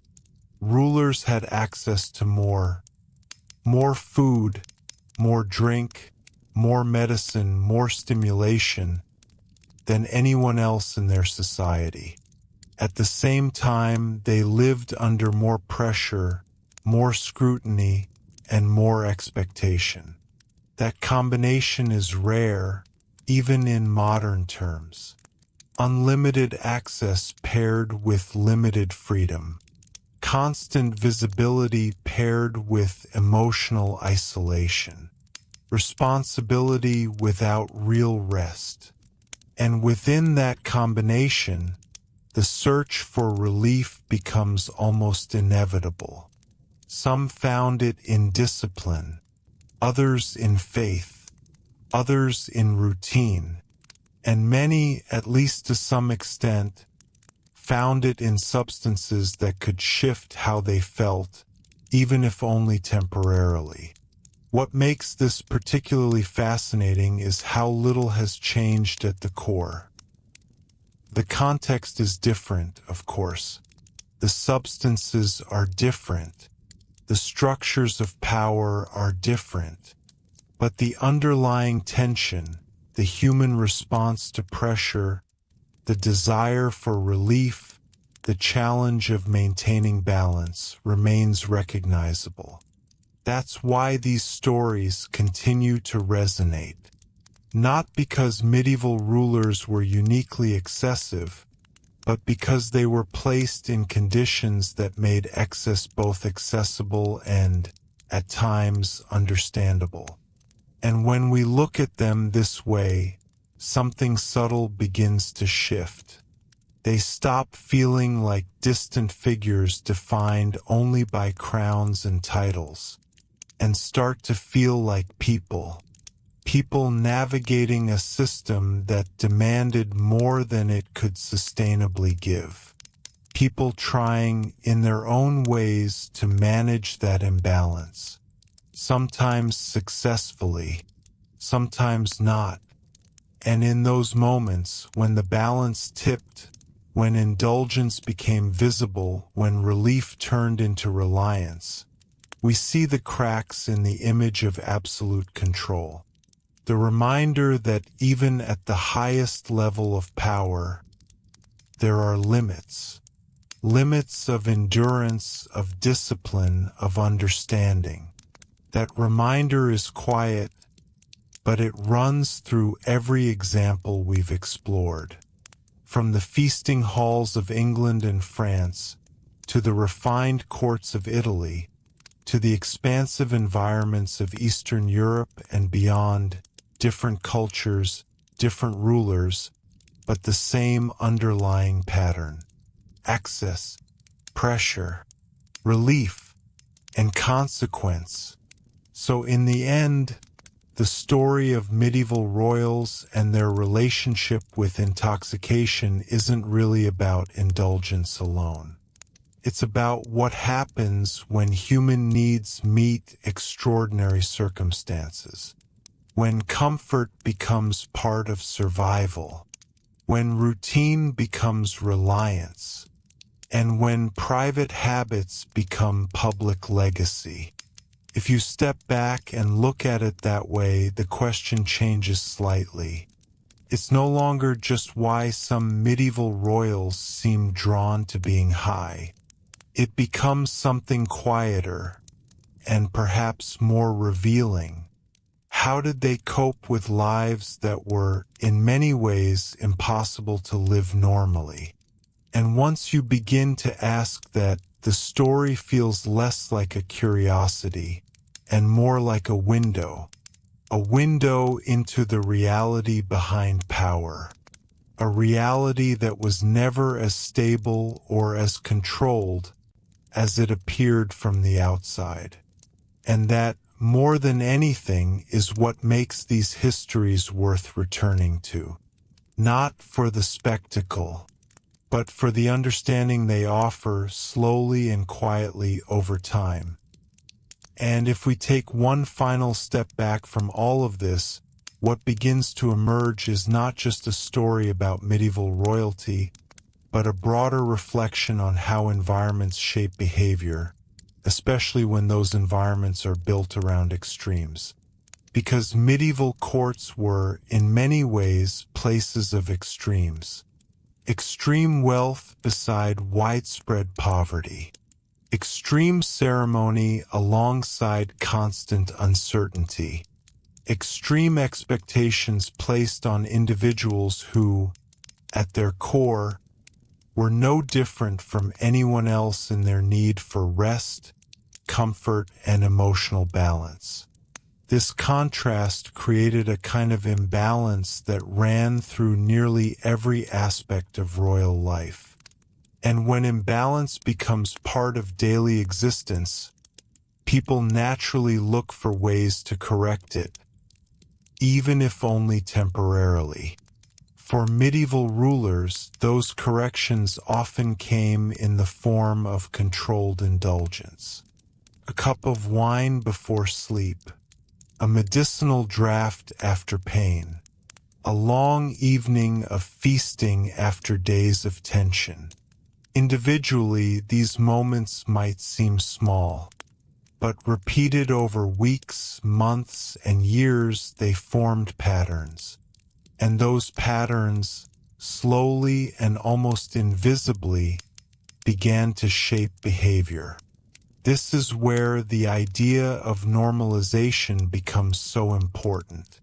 In a modern context, excessive reliance on substances might stand out clearly. But in a medieval royal court, where abundance was expected and access was constant, the threshold for what counted as too much was far less defined. If everyone around you is drinking heavily during feasts, then drinking heavily doesn't feel unusual. If physicians regularly prescribe calming or sedative mixtures, then taking them doesn't feel risky. If comfort is always within reach, then choosing it repeatedly doesn't feel like a decision. It feels like routine. And routine is powerful. Because once something becomes routine, it stops being questioned. This is likely how many of these royal habits developed, not through sudden excess, but through gradual acceptance. A little more comfort here, a little more reliance there, until eventually the behavior is no longer noticeable from the inside, even if it becomes very visible from the outside. And that outside perspective is what history preserves. When chroniclers wrote about indulgent rulers, they were often writing from a position of distance, sometimes political, sometimes moral, sometimes both. They saw the outcome. They saw the visible effects. And they worked backward to explain them. But what they rarely captured was the slow progression, the quiet shift from occasional relief to habitual dependence, the moment when something helpful becomes something necessary, the point where stopping becomes more difficult than continuing. These are subtle transitions, easy to miss in the moment, but once crossed, they can redefine a person's relationship with their own behavior. And in the case of medieval rulers, those transitions didn't happen in isolation. They happened in rooms filled with people, in courts shaped by expectation, in systems that often rewarded participation more than restraint. Which brings us to another important idea: reinforcement. Royal indulgence wasn't just tolerated, it was often encouraged. Courtiers benefited from a generous, relaxed ruler. Hosts gained favor by offering the finest wines and richest feasts. Physicians built trust by providing effective, immediate relief. In this system, there were very few incentives to reduce consumption. In fact, there were many incentives to maintain it. And when behavior is reinforced from multiple directions, it becomes deeply embedded. This doesn't mean rulers were passive. Many were aware of the risks. Some attempted to impose limits, to create structure, to step back from excess. But awareness alone doesn't always lead to change, especially when the surrounding environment continues to push in the opposite direction. And so the balance remained fragile, sometimes maintained, sometimes lost. When it was maintained, the system functioned smoothly. The ruler appeared strong, controlled, capable. Indulgence remained in the background, present but contained. But when that balance slipped, when habits became visible, when decisions began to suffer, when perception shifted, the consequences could be significant. Not always immediate, not always dramatic, but gradual and often difficult to reverse. A slight delay in judgment here, a missed opportunity there, a growing sense among advisors that control was weakening. These small changes could accumulate, altering how a ruler was seen, how they were treated, and ultimately, how they were remembered. Because in the end, memory is shaped not just by actions, but by patterns. And patterns are what indulgence creates. This is why the reputations of certain medieval rulers feel so defined by their habits. Not because those habits were constant, but because they were repeated enough to form a recognizable shape. A narrative that others could observe, interpret, and pass on. But perhaps the most important thing to carry forward from all of this is not the judgment, but the understanding. Understanding that these rulers were navigating systems that offered both extraordinary privilege and extraordinary pressure.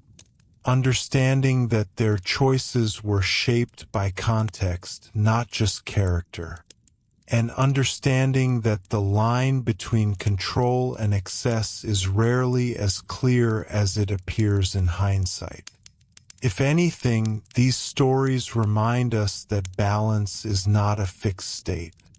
It's something that has to be maintained continuously against a backdrop of competing forces. And in the medieval world, where access was vast, pressure was constant, and relief was always within reach, that maintenance was especially difficult. So when we look back at these rulers now, it may be tempting to focus on the surface, the feasts, the drinking, the idea of indulgence as spectacle. But beneath that surface is something quieter. a series of choices made in response to very real conditions, a pattern of behavior shaped by environment as much as intention, and a reminder that even in the most powerful positions, human needs do not disappear. They adapt, they find expression, and sometimes they leave traces that last far longer than the moments that created them. That is what we've really been looking at this entire time. Not just medieval royalty who seemed to enjoy altered states, but the deeper story of how power, pressure, and access interact with something fundamentally human. The need to feel better, to rest, to escape even briefly from the weight of expectation. And in that sense, the story doesn't feel distant at all. It feels, in a quiet and reflective way, surprisingly familiar. And as we settle into the final reflections of this journey, there is one more layer worth exploring. Perhaps the quietest, but also the most revealing. Not just how medieval royals indulged or why they did, but how their world made it almost invisible to them while it was happening. Because one of the most striking things about medieval court life is how seamlessly indulgence could blend into normalcy. There were no clear warnings, no structured boundaries, no shared language to describe when comfort became reliance. Instead, there was continuity. A ruler who drank wine daily was not unusual. A ruler who relied on calming tonics was not alarming. A ruler who hosted long, elaborate feasts was not excessive, at least not at first. Each action on its own fit within expectation. And that is what made the shift so difficult to detect. It did not arrive suddenly. It accumulated. A slightly longer feast, a slightly stronger drink, a slightly more frequent reliance on relief. None of these moments would stand out in isolation, but over time they formed patterns, and those patterns began to shape not only behavior but identity. This is where medieval royalty faced a unique challenge. Because unlike ordinary individuals, they did not have the same kind of feedback. A common person might notice physical decline or social consequences more directly, but a king or queen lived within a protective structure. Servants adapted, courtiers adjusted, physicians responded with new remedies. The system bent around the ruler, often shielding them from the immediate consequences of their own habits. In many ways, this protection delayed awareness. By the time a pattern became visible enough to attract concern, it was often already deeply established.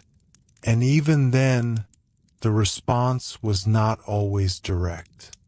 Instead of confronting the behavior itself, medieval courts often responded indirectly, through moral advice, religious guidance, or subtle shifts in routine.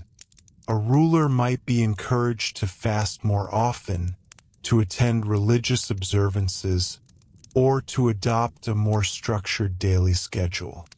But these responses addressed the symptoms, not the underlying dynamic. Because the underlying dynamic remained unchanged. Unlimited access, constant pressure, and a culture that normalized both. This brings us to an important realization. Indulgence, in the medieval royal context, was not simply a personal failing or even a personal choice. It was an emergent property of the system, a system where comfort was abundant, where participation in consumption was expected, and where restraint, while admired, was difficult to sustain consistently. When we view it this way, the story becomes less about individual rulers and more about the environment they inhabited. An environment that made certain outcomes more likely. Some resisted it. Some adapted to it. Some were shaped by it in ways that became visible only later. And history, as it often does, remembers the outcomes more clearly than the process.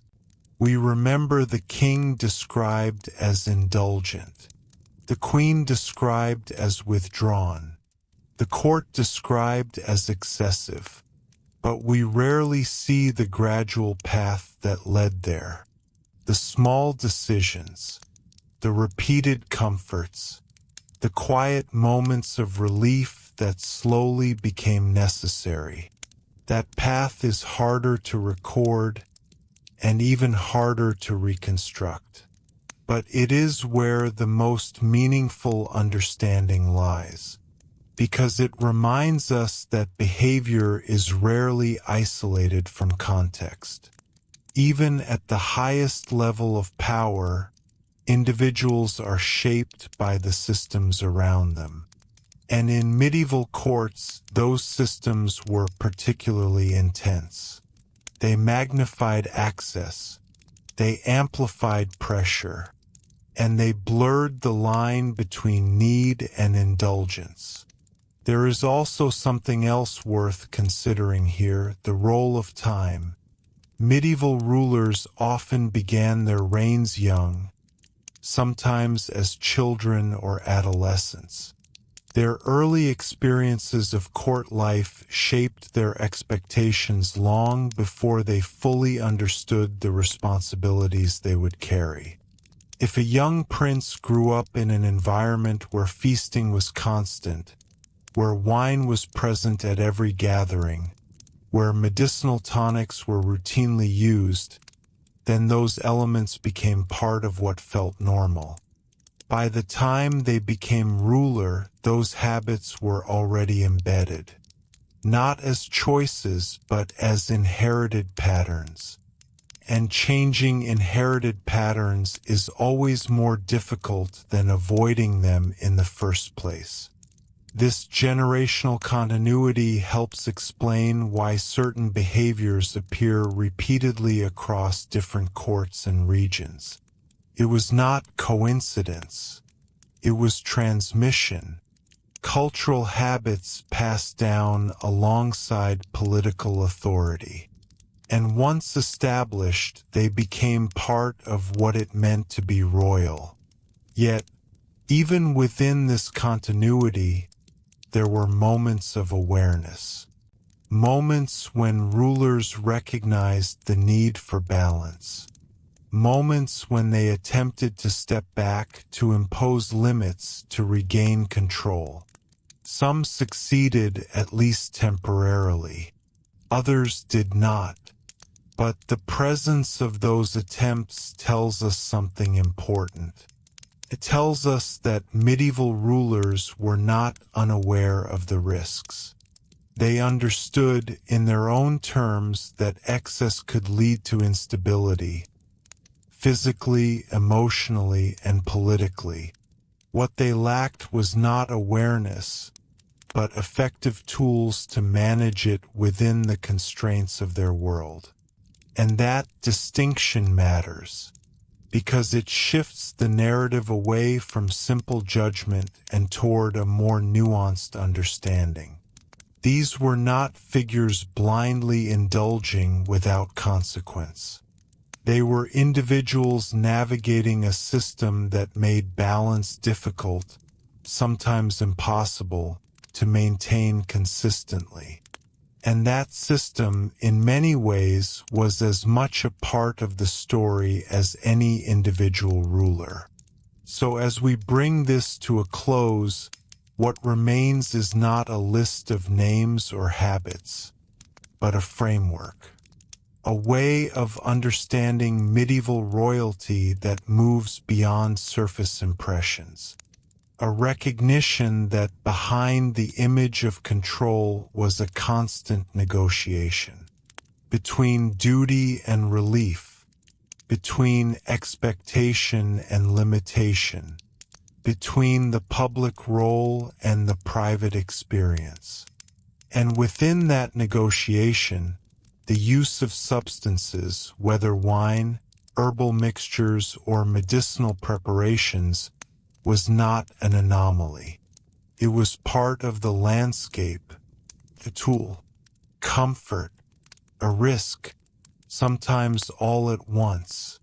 If there is one lasting takeaway from this entire exploration, it is this: power does not remove human need.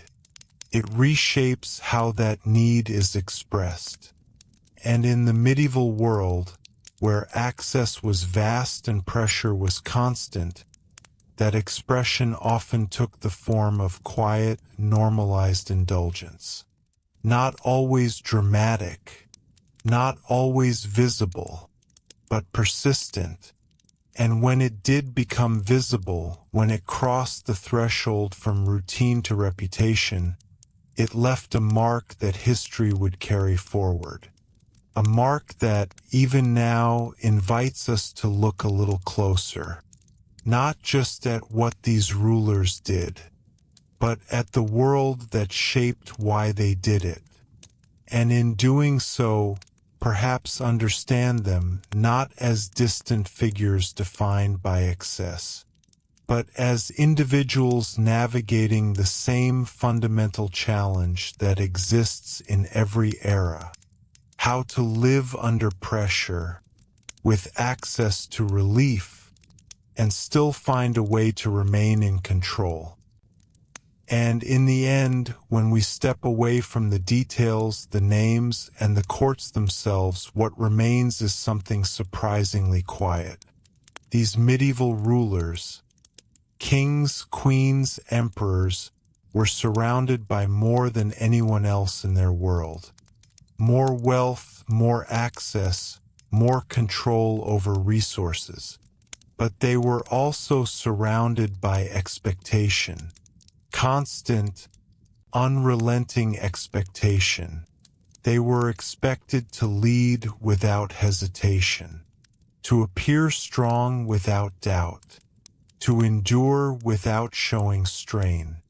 And yet, beneath all of that, they lived in bodies that grew tired, felt pain, and carried stress just like anyone else.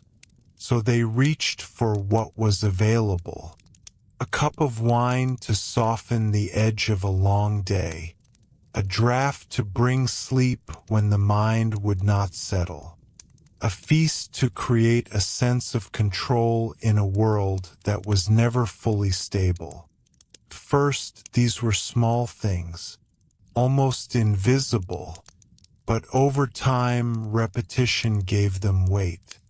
And eventually, in some cases, those habits became part of how rulers were seen, part of how they were judged, remembered, and written into history.